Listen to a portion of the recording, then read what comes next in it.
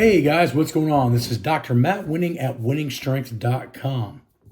Today I want to talk about a person that I have known for 20 years. His name is Mike OHEARN, or as some people call him, Mike TREN. And the big thing is with Mike is, I know Greg Doucet just did a video on him, basically how he likes to bust everybody's balls, but which is why the thumbnail is what it is. But I want to give you guys some background that might give you a little bit of a different mindset into Mike OHEARN, and I can give you some really good stories on our personal interactions over the last 20 years. So OHEARN was born in '69. That makes him about 55 years old. He's been featured over 450 magazine covers, which is just totally outlandish. He's been on the front covers as a model for many novels and books. He was a fitness model of the year 7 times, which is totally insane. He won Mr. Universe 4 times. And, so his track record for the lifting stuff is outlandish. He used to do powerlifting meets. He grew up in Washington, the state of Washington, when you had a lot of really badass lifters from up in that area. If I remember correctly, actually, I don't remember the guy's exact name. I want to say John Cook, but that's not right. Doyle Kennedy. He actually used to train with Doyle Kennedy. Now, growing up, he achieved black belts in judo, taekwondo, and karate. So think about that. Most people, if they get a black belt in one area, it's insane. He has them in 3. So think about the flexibility, mobility, and athleticism that was created at a younger age. One of the other things that's a massive advantage to Mike OHEARN and his ability to what most people think is supernatural or steroid driven is that he had older brothers that pushed him into lifting quite a bit younger than even myself. We both have talked about this on multiple occasions about how we really got serious into lifting around 11, 12 years old. That's how I built my base, and his base was even more profound with all of the karate endeavors beforehand.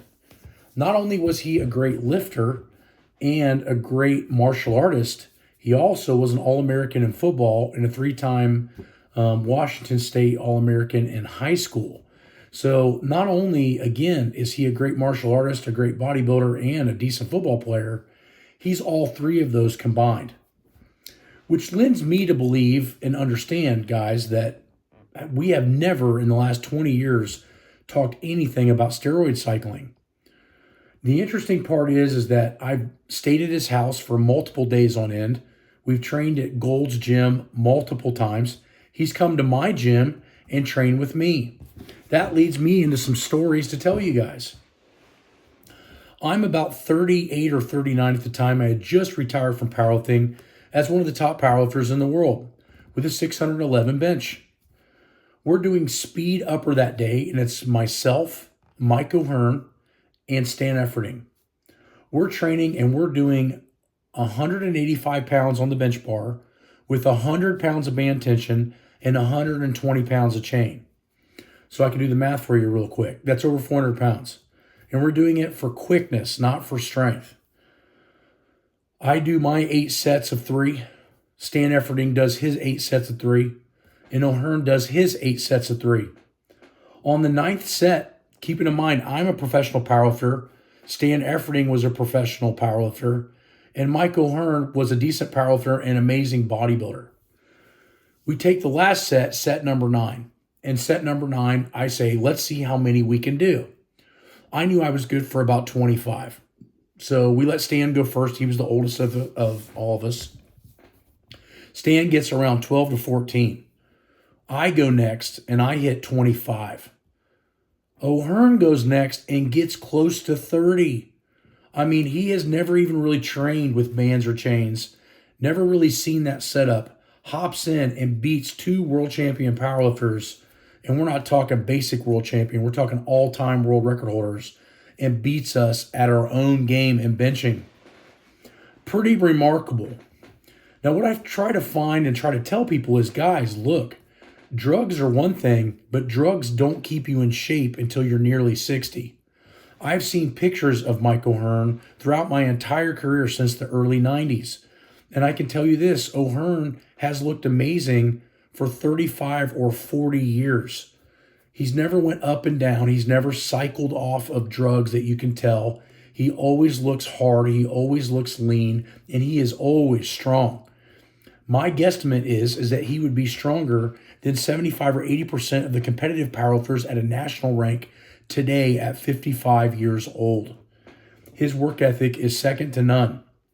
And I find it interesting that he plays into the, TREN and not answering people's questions about how strong he is. I actually think it's hilarious. Greg Doucet was busting his balls about how this kid was asking him how much he could bench. And his answer is that he could bench 405 for 35 years. And I thought, that is an amazing answer, because there are a lot of people in my powerlifting circle included that maybe it only ever touched 405 raw in a powerlifting competition or in just training. Most people make it maybe 3, 5, and if they're lucky, 10 years to be able to bench anything over 4 wheels and be able to maintain it without shoulder, elbow problems or anything like that, which we all hopefully know that steroids and steroid abuse does not help with the joints per se. My point being, guys, is that at 55 years old, if Michael Hearn can still squat, deadlift, and bench press these kinds of weights, and it was done with anabolic steroids, I can almost guarantee you that he would not be able to do it today. Another great story was, and one time, I'll give you a story at a time, I beat his ass.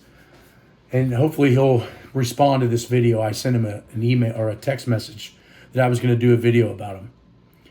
2000 and around 4, 5, I walk into Gold's Gym. I'd finally been to California and wanted to see it. And like any lifter, regardless if it's bodybuilding or powerlifting, there is an ambiance to the Gold's Gym in Venice Beach. It's the mecca of bodybuilding and really the mecca of weightlifting in the United States.